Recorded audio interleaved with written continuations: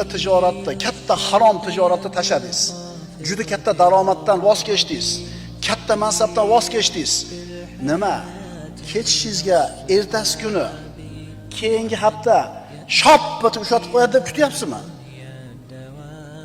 Siz o'sha voz kechdingiz, birinchi etapdan o'tdingiz.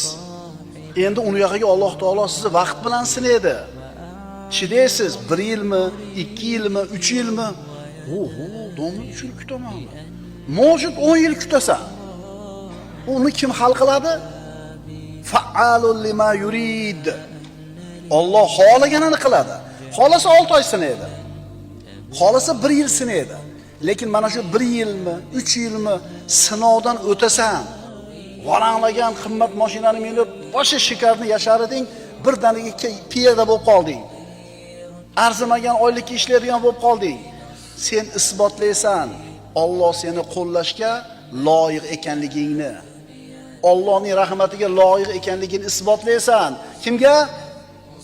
Kimga? O'zingga. Robbing seni biladi kimligingni.